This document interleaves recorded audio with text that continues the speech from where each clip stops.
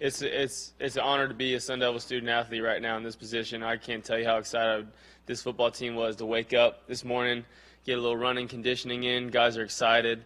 It's amazing to see the improvement in our leadership. The seniors on this football team, the players underneath, the seniors, the juniors, sophomores, freshmen, they're doing everything they can so that everybody on this football team has a senior year this year. And it's really exciting to see how much we've grown and matured over the last couple of years. And I can tell you that this football team is more excited than they've ever been. Our goals are still right in front of us. And like I said, it's a beautiful day to be a Sun Devil football player. And we're just excited for this week because it's Monday and we're already rolling. We're ready to go.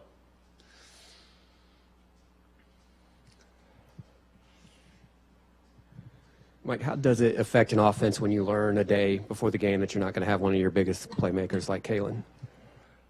I mean, what this football team is all about is responding from adversity, and obviously for Kalen specifically, it's sad. You know, it was just sad to not see him out on the field because he is such an imposing football player. But we really didn't flinch. We have guys who stepped up. We have a lot of guys who have game experience, and for him, it was unfortunate that he didn't get to take the field with us. But as a football team, we just kept moving along. And unfortunately, Nine didn't get any carries or touches. But in the next couple of weeks, he'll be back out there, and we'll be going with him again. Mike, did you find it difficult to get into any kind of passing rhythm in that game with the pressure you were facing? No, I don't think it was that. I think that the biggest thing, one of the things that we stress is getting first downs. And I think we came up inches, half yards short of third down, and that's what really gets this offense going. And pass rush or not, my job as a quarterback is to get the ball out and not take sacks.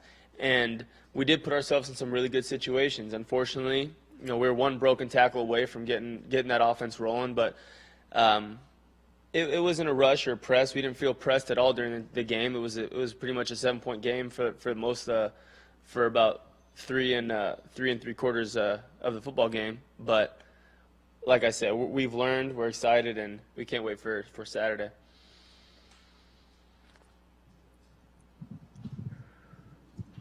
Mike, in each of the last 3 years, I think since you've been here, in 2012, early season loss to Missouri, 2013, early season loss at Stanford, last year UCLA. Each time this team bounced back. Can you give us your insight as to why they were able to do that, and do you see similar qualities on this year's team to bounce back from last week's loss?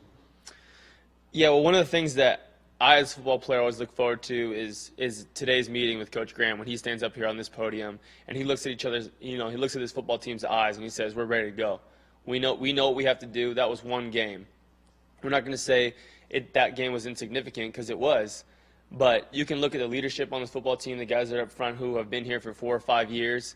You can look at some of the freshmen who you can already see who have matured, like who it means so much to football players. You see tears after games and whatnot, and as a leader, those types of instances know that people love this game. People who are sitting on these chairs, it's not just a game to them. It's what we do, and yeah, it's fun to take the practice field tomorrow because you know what type of energy that guys are going to have. There's a sense of urgency.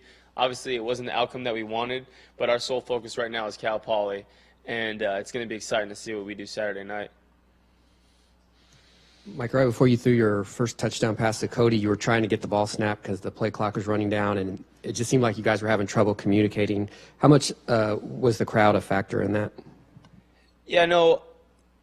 Unfortunately, a couple times in the game, we were fighting against the play clock. I mean, they were right there. It was counting down, and it was a little bit loud, but we have that sweet tempo system that costs a whole bunch of money that I'm pretty sure is louder than that. But it wasn't a huge factor. I mean, it's something that, once again, it's adversity. It's things that we practice for, and it was great practice for the rest of the season because, in the Pac-12 you do play some pretty hostile environments. And I felt that we did a pretty good job of communicating. Obviously, communication is something that you grow on throughout the entire year, but we feel we did a pretty good job for the first game, but obviously there's so much improvement that can be made, and that's what's most exciting is that this team is only going to, took a small step down the mountain, but here we go, start climbing, and it starts right now. Coach was saying number 8 didn't get the ball enough. Obviously, that's true. So, number one, what was the reason for that during that game, and what do you think needs to be adjusted going forward? Yeah, well, DJ is one of those players that can make, what did they say? They can make a meal out of a crumb. And obviously there are going to be ways where we can dial up for him to get the ball more, but we did give him some opportunities, but there can always be more with a player like that. And I think the biggest thing is playing fast. We've identified ourselves as a no-huddle offense, and that means getting our feet set, lining up, for those big boys up front, following the ball on every single play, and then the special plays happen. They don't have to be, it doesn't mean DJ's got to go down the field 80 yards and catch passes like that. It could be handoffs, it could be key screens, whatever the case may be. We've got guys like DJ, Gump, Lucien, Jefferson stepping up. Tim White obviously going to be big, and then with Kalen DeMario in the backfield. And all those guys have the capability of taking catches or runs of the house. It's just a matter of being ourselves of an offense, identifying ourselves as a tempo team, and just really doing what we're coached to do. Mike, given that you were watching a lot of LSU film with Chavis, how tough was that, especially given that Texas A&M had a lot of new personnel, and were they a lot different than maybe what you guys expected, or in what ways were they maybe different?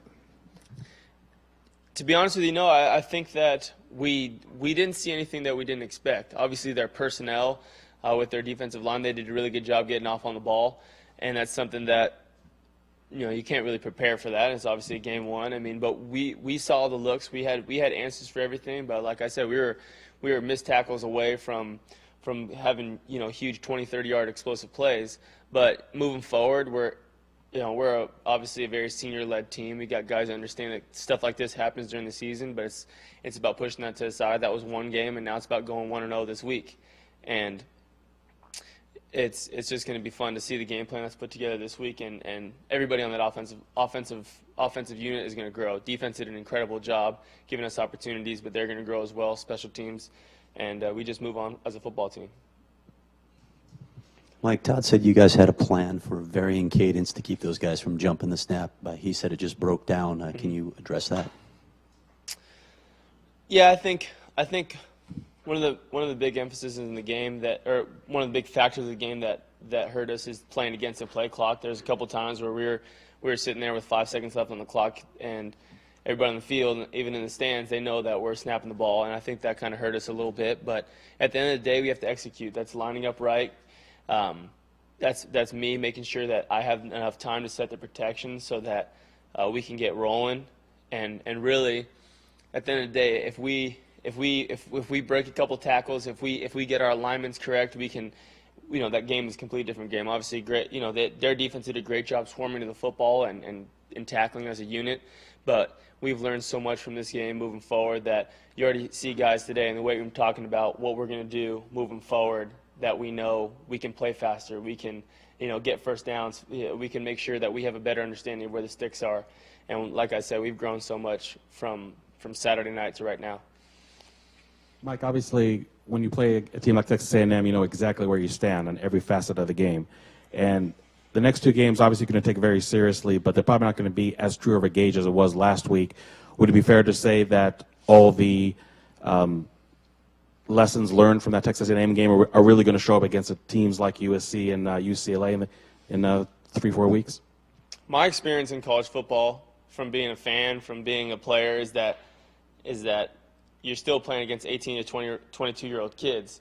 So it doesn't really matter who's on the other side of that 50 when you're in pregame. You got to bring your best.